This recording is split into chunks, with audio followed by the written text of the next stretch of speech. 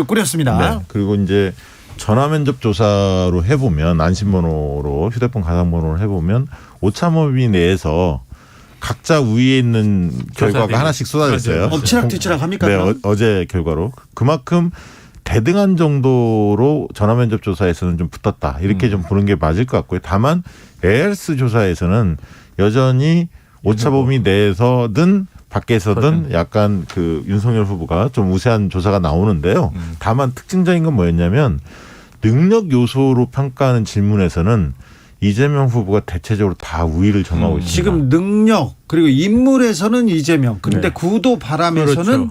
윤석열. 네. 예를 들면 맞습니다. 경제 능력이라든가 여러 가지 능력적 요소를 평가를 하거든요. 가끔 이제 여론조사 기관들이 그런 부분에 있어서는 대체적으로 그렇죠. 이재명 후보가 우위를 점하고 있습니다. 국정 수행 능력, 뭐 적합도, 네. 또 당선 가능성. 네. 이거 뭐냐면 자기가 지지하는 후보를 떠나서 나는 윤 후보를 지지하지만 당선 가능성은 뭐 이 후보가 높다. 반대로 최근에 제가 뭘 보냐면 양 후보 지지층은 이제 기세가 좀 올랐어요. 네. 양 후보 지지층 모두 좀 어떻게 보면 지지 이유가 굉장히 분명해지고 있고 네, 네. 그런데 이제 중요한 것은 유보층 아직 입장을 정하지 못한 층은 제가 만나보는 여론은 접한 여론들은 굉장히 혼란스러워합니다. 두 후보 모두 비호감인데 네네네. 그중에서 어떤 요소를 과연 그렇지, 내가 그렇지. 선택을 할 것이냐. 판단 기준으로 정할 거냐. 능력적 요소냐 후보에 네. 아니면 태도적 요소냐 아니면 뭐 정권에 대한 현 정권에 대한 뭐 심판이든 어떤 다른 요소냐.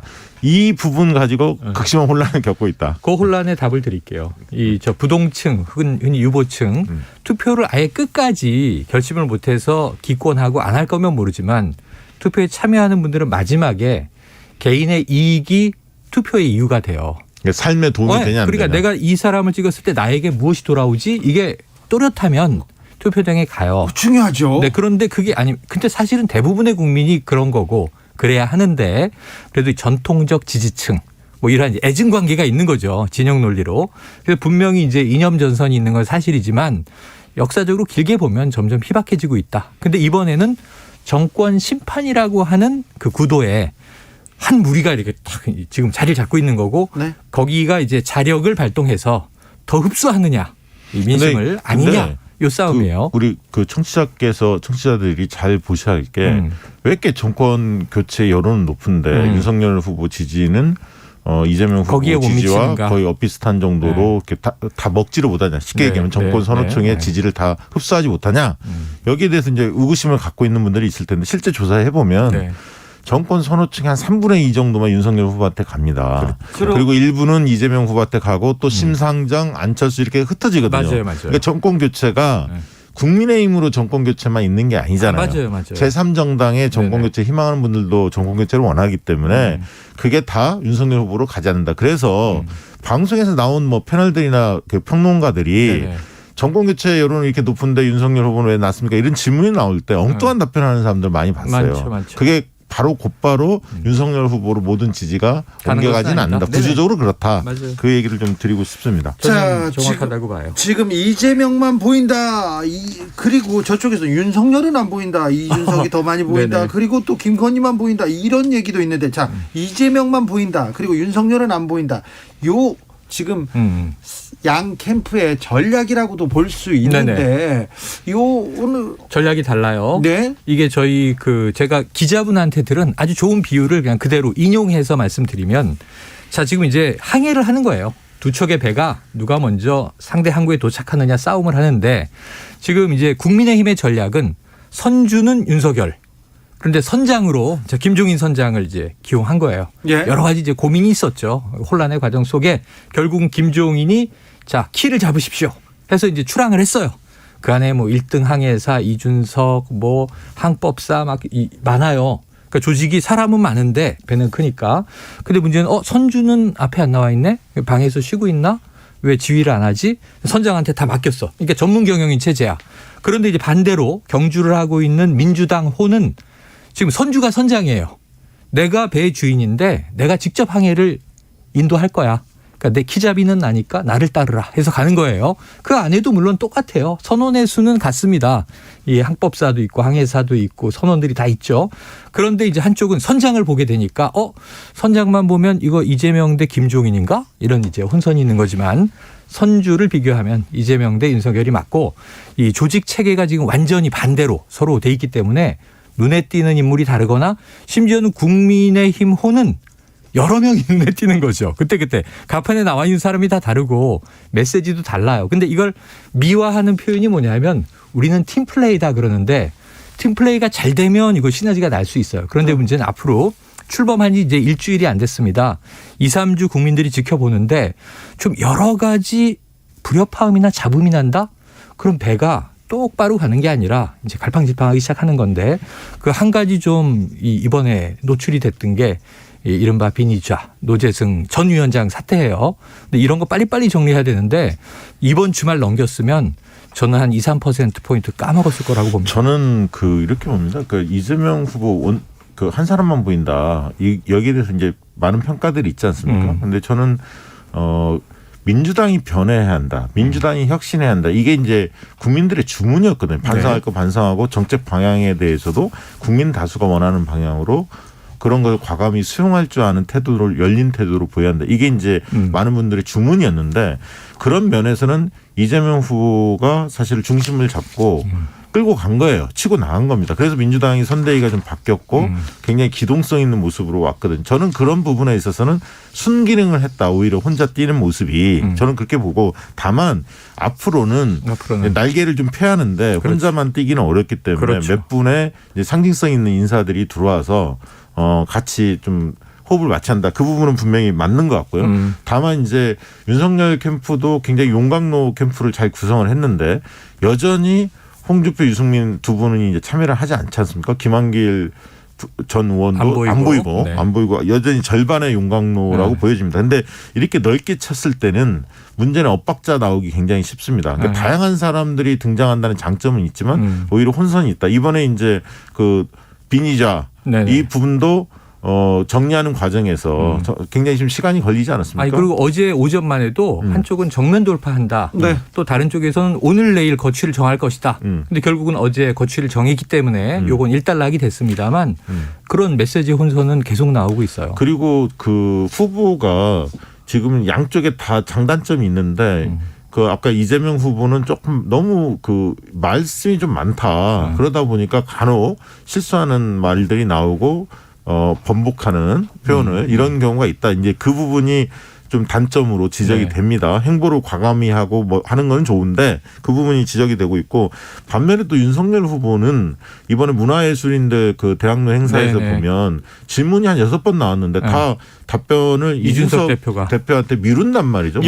그런데 이것이 한두 번 미루는 건 모르겠지만 6번 정도로 그렇게 미룬다는 것은 누가 봐도 준비가 안 돼 있구나 이미지가 계속 축적이 되고 있어요. 그게 저는 굉장히 조금 위험한 정도까지 올라온 거 아니냐.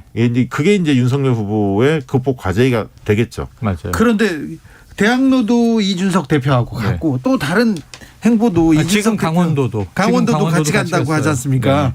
그런데 이준석이 더 보여요. 자, 이게 그래서 자꾸 많은 패널들이 이게 무의식적인 건데 이거 위험하다라고 제가 좀 조언 드리고 싶은 것은 앵커도 그렇고 패널도 그렇고 자꾸 이준석 대표를 이준석 후보라고 지칭할 때가 있어요. 지칭하는 분들 많이 봤어요. 이게 유세 현장에 이준석 대표가 보이니까 윤석열 후보, 이준석 후보 막 후보가 2-3명인 것 같은 혼선이 있어요. 말도 더 많이 하고요. 대답도 더 많이 하고. 이 상징적인 사건이 AI 윤석열이 등장한다고 하지 않습니까? 이게 크라켄에 이어서 이준석 대표가 주도하는 비단 주머니잖아요.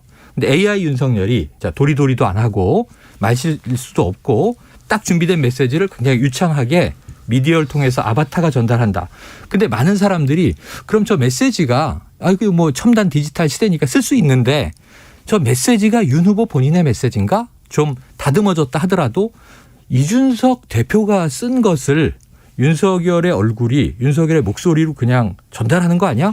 이렇게 받아들이게 될 수 있기 때문에 위험해요. 저도 그 부분은 동의합니다. 왜냐하면 윤석열 후보가 예를 들면 본인이 어떤 정치적인 어떤 입장이나 정책적 준비가 잘 돼 있었으면 AI로 뭘 하는 것 또한 신선하게 보일 수가 있는데 신뢰도 가고 지금 그런 부분이 준비가 안 돼 있기 때문에 그거를 어떻게든 극복하려고 하는 약간 꼼수 아니냐 이렇게 숨으려고 하는 거 아니냐 이런 그런 지적이 이미지가 나옵니다. 있는 거죠. 그래서 그 AI 이 부분이 그렇게 재미를 보는 것 같지는 않아요.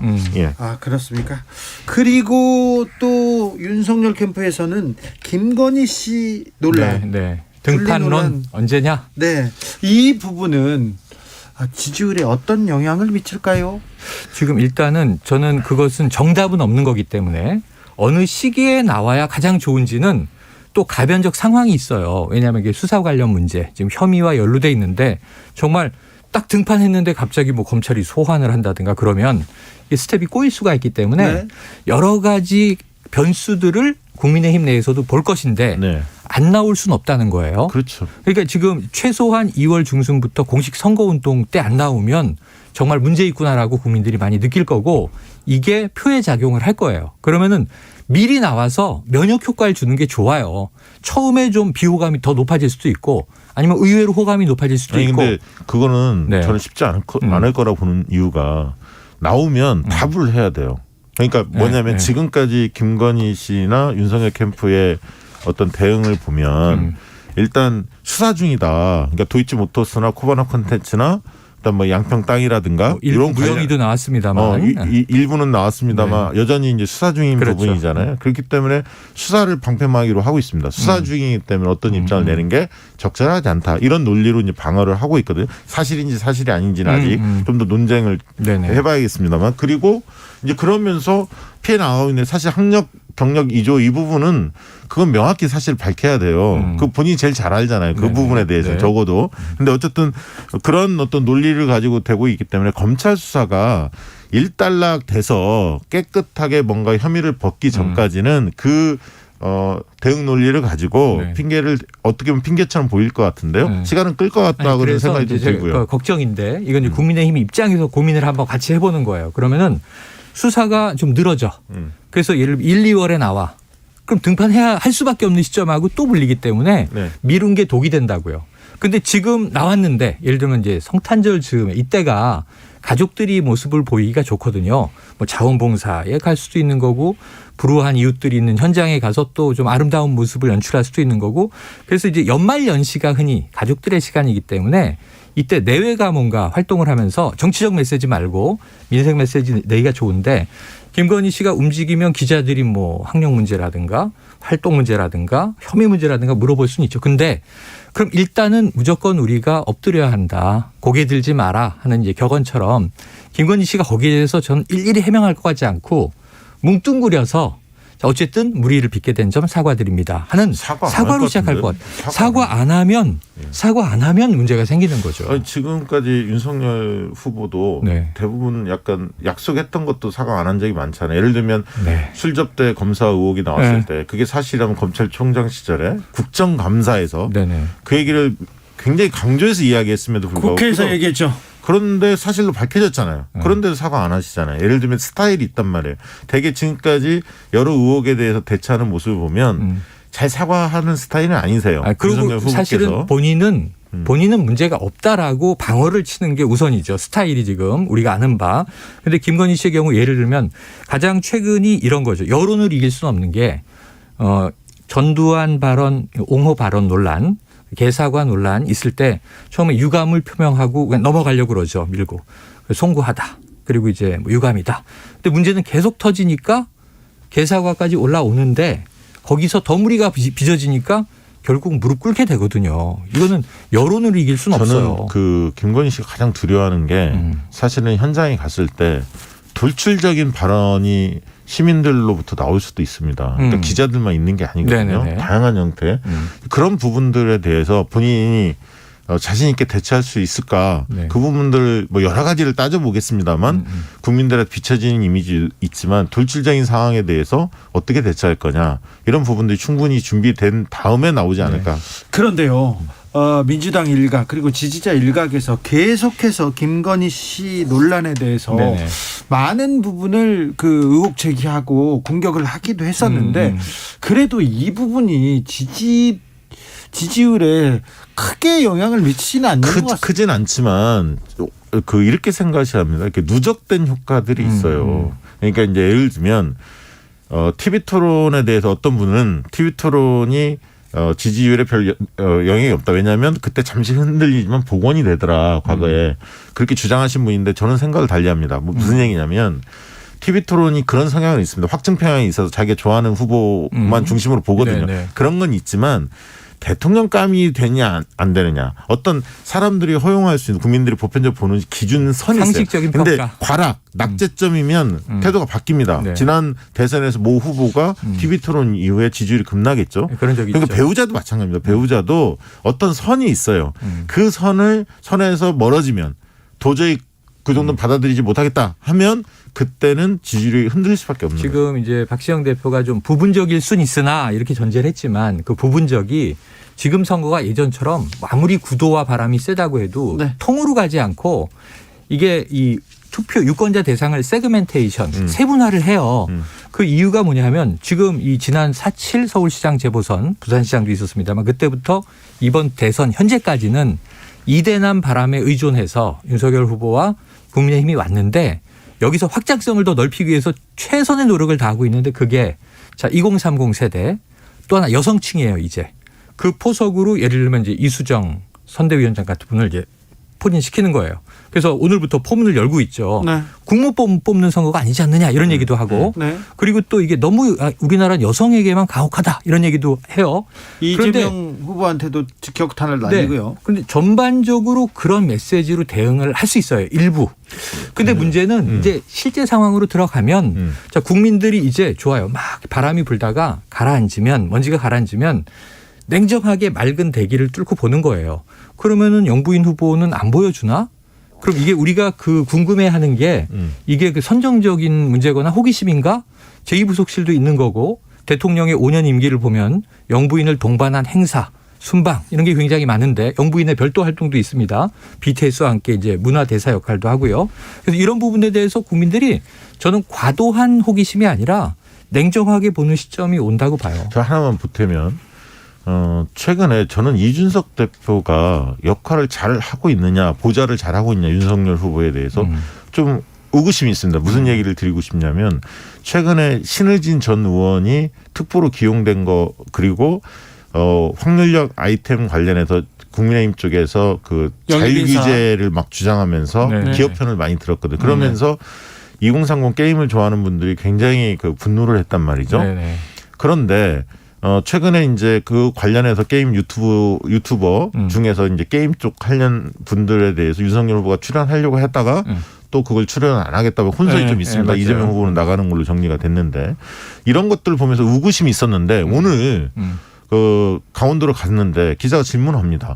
이러이러한 어떤 그 신의진 특보 기용한 거에 대해서 어떻게 생각하냐 딱 질문을 하니까 네. 무슨 말인지 못 알아들으시더라고요. 그러면서 나중에 옆에서 누가 얘기해 주니까 특보는 뭐 여러 명 두는 거니까 뭐 그런 겁니다 하고 이렇게 모호하게 넘어가셨는데 이런 문제에 대해서 2030이 지금 굉장히 민감하게 느끼고 있는데 이 점을 왜 이준석 대표가 제대로 전달하지 않았을까?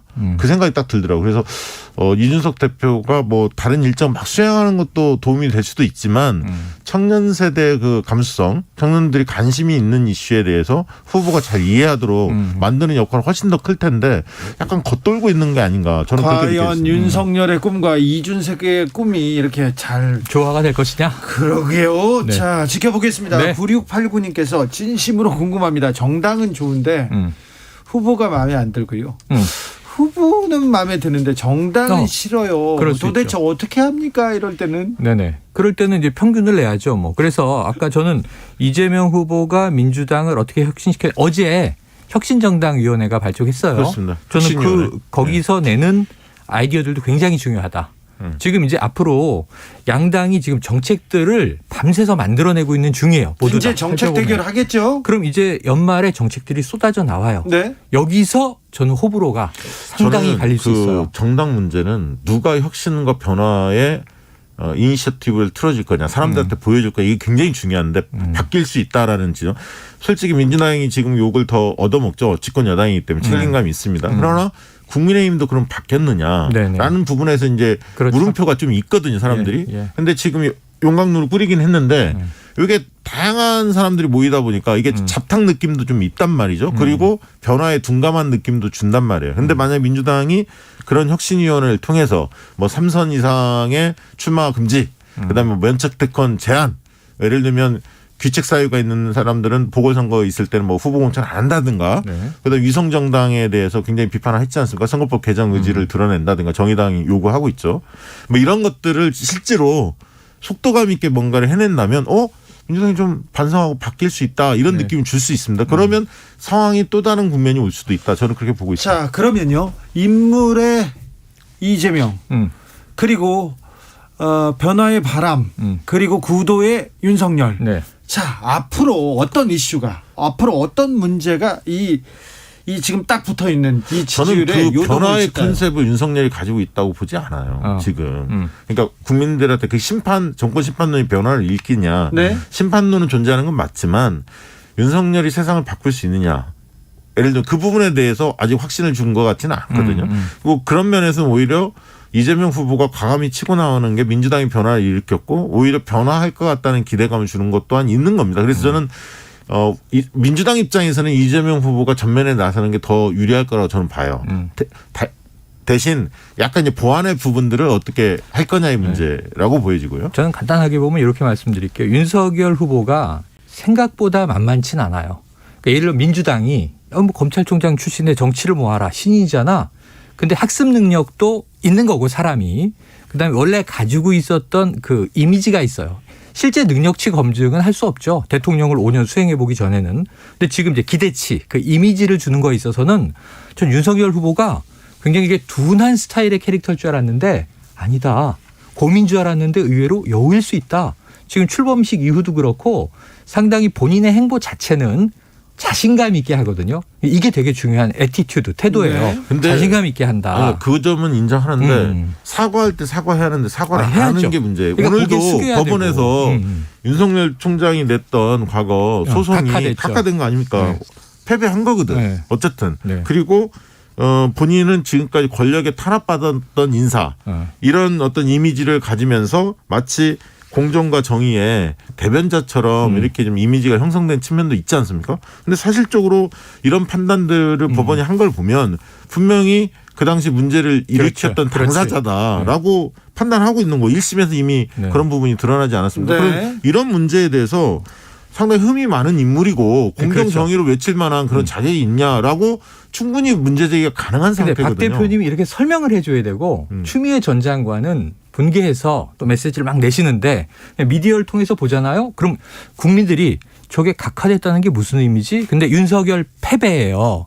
그런데 윤 후보에게 물어보잖아요. 오늘 딱 한마디로 치거든요. 아 그거 뭐 별 치료가 없어서 취하하려고 하던 겁니다. 큰 의미 오늘 없습니다. 방송 보니까 이렇게 넘어갔거든요. 방송 그럼 보니까 국민들은 그런 줄 안다고요. 변호사들이 나와서 네. 그걸 해설을 하는데 너무 어렵게 해설해서 그러니까 국민들한테 맥락이 전달이 안 뭔지를 돼. 못 알아듣게 일부러 저희는 만들더라고. 저희는 쉽게 그 모든 사람들이 다 알아듣게 잘 했습니다. 그런 잘 설명했습니다. 분들이 주진우 라이브의 일부에서 잘했어요. 방송에 나오는 분들 좀 검증 좀 해야 할 것 같아요. 그래서 민주당이 이 윤석열 후보의 어떤 인물 구도는 정권 교체 쪽이라 저쪽 야당으로 쏠리지만 인물은 이재명 후보가 여러 면에서 능력을 보여주고 우월하고 행정가로서 평가받아 왔는데 윤 후보의 이미지를 그렇게 허수히 보면 안 된다. 네, 한 방 네. 맞을 수도 있다. 아니, 철저하게 대응해야 한다. 네. 이런 말씀을 드리고 싶고. 자, 그리고 어떤 이슈가 앞으로 뜨거워집니까? 어떤 앞으로 이슈가 저는 연말 딱 오면은 네. 김건희 이슈는 바로 부각돼요. 저는 해결해야 연말까지 돼요. 국민의힘이. 이낙연 등판할 거냐, 홍준표 등판할 거냐 네, 이게 양쪽. 관심사 중에 하나고요. 네.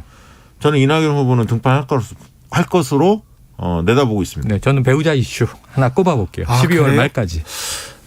홍준표 그리고 유승민은 이 상황이 조금 계속 좀 더 갈 것 같아요. 왜냐하면 그 윤석열 후보의 준비된 측면들을 유심히 보고 있는데 네. 그 부분에서 아직 등판할 계제가 아니다 이렇게 좀 보고 있는 게 아닌가 싶습니다. 그렇습니까? 정당보다 후보가 더 중요합니다. 운전자가 잘해야 탑승자들이 따라가니까요. 8888님께서. 그런데 이번에는 정당이 중요해요. 그런 사람들도 많고요. 많아요. 많습니다. 이슈가 중요해요. 그런 분도 계시고. 그 연말인데 따뜻한 이슈. 따뜻한 공약. 어떤 공약으로 사람들의 마음을 잡았으면 이것도 좋겠다. 아니, 이제서는 공약을 내놔라. 정당 인물인데 네. 공약도 공약이고 공약의 내용은 전 대동소이할 수밖에 없다고 봐요. 예를 들면 50조, 그럼 뭐 100조 이렇게 해서 간단 말이에요. 자, 50조, 코로나19. 100조 먹고 더블로 가. 이 네. 소상공인 더 주기, 퍼주기, 네. 계속 주기. 이 논란은 어떻게 근데 끝납니까? 현장에서 들어보시면요. 네. 소상공인인데 분개하는 경우가 있어요. 당연히. 그게 막 퍼준다고 되는 거냐 이런 얘기를 힘든 본인이 얘기를 해요. 그렇죠. 네, 그래서 정말 마구 던진다고 효과가 있는 거 결코 아니다. 이런 말씀 꼭 드리고 싶고요. 저는 대신에 이 정책과 인물 후보가 현장 행보하는 분위기가 정당과 정당 이건 그를 둘러싸고 있는 이 다른 의원들 등 인물들이죠. 밝고 스마트해야 돼요. 정말. 저는 한 가지 주문하고 싶은데 특검은 민주당이 전향적으로 빨리 뭐 예를 들면 범위 같은 게 민주당 안을 빨리 내는 게 맞고요. 지금 국민의힘 쪽에 냈는데 그게 맞고요. 두 번째 100조 50조 이 소상공인 지원하는 문제에 대해서는 빨리 머리를 맞대고 해야 하는데 이 국민의힘이 도망가면 도망갈수록 그거는 오히려 몰리게 돼 있습니다. 그러니까 집권 후에 하겠다는 얘기다. 그건 이런 말이 안 얘기 되고요. 되죠, 안 누가 되죠. 봐도 네. 그거는 빨리 머리를 맞대고 네. 추경에서 어떻게 반영할 건지 논의하는 게 맞고요. 민주당은 또 반대로 특검 문제에 대해서 빨리 그 구체적인 민주당이 생각하는 범위를 정해서 제안을 해야 한다. 그리고 또 하나는 이게 야당 지금 정권 심판론은 수단일 뿐이에요. 목적을 제시해야 되는데 정권 교체했다고 치자고요. 그다음에 어떤 국가로 갈지 문재인 대통령이 얘기한 우리 지금 선진국에 진입했는데 선도국가론을 여당은 여당대로 어떻게 개성해서 갈지 야당은 그럼 문재인 정부의 문제가 A, B, C였다면 이걸 어떻게 개선해서 우리가 집권하면 선도국가로 더 갈지 그 얘기를 이거 해야 할 제시해야 때가 돼요. 왔어요. 네네. 그리고 지금껏 정권 교체 그리고 지겹다, 역겹다만 얘기했지 정권 교체 이후에 우리는 이 나라를 어디로 끌고 갈 것인지 그렇죠. 그 얘기를 국민의힘 쪽에서 문재인 정권의 공과 과에 대해서 공에 대해서는 거의 얘기한 적을 제가 들어본 적이 없어요. 없습니다. 그러니까 최근에 공에 없죠. 대해서 아니 그 무슨 얘기냐면 그게 판단 유보층들 지금 팔짱 끼고 지금 지켜보는 사람들한테 그게 좋은 게 아니에요. 모두 잘못했다라고 얘기하는 거예요. 이건 잘못했지만 이거는 인정한다. 그렇지. 비율을 잘 정해서 맞아요. 합리적인 느낌이 들어야지 빵점짜리 정권이다 이렇게 얘기하면 그게 지금 40% 내외의 지지율을 유지하니까 그것까지도 국민의힘이 흡수하려면 지금 그렇죠. 중도 외연 확장하려면 선도국가론의 알맹이 내용을 윤석열 후보가 직접 국민들에게 말해야 됩니다. 내용도 내용인데 좀 품위를 좀 갖췄으면 좋겠어요. 네. 지도자가 될 분들인데 그렇죠. 좀 품격을 좀 보여줬으면 아우라가 좋습니다. 있어야 돼. 아우라가. 여든 야든 어떤 발언에 대해서는 어떤 또 정치인은 너무 좀 말이 이번에 거칠어요. 유시민 전 장관의 등장도 상당히 중도층에 어필할 수 있는 요소가 될 것 같습니다. 많이 귀를 기울이시더라고요. 2857님께서 인재 영입은 아무 의미 없습니다. 그래도 인재 맞아요. 영입해야 될 텐데. 아니 해야 되는데 네. 예를 들면 후보의 정책과 딱 맞는 인물이 기용되면 저건 좋네 이 박수를 받을 텐데 네. 지금 막 데려다가 자리는 줬는데 의미 없는 것 같아요. 왜 활동을 못해요. 네. 신인들이 어떻게 여기서 메시지를 내겠어요. 다들 걱정하더라고요. 그래도 뭐 사람으로 보여줄 테니까 또 사람 영입, 그러니까 인재 영입하겠죠. 청년들도 성공한 청년만 있는 게 아니기 때문에. 그렇습니다. 예. 네.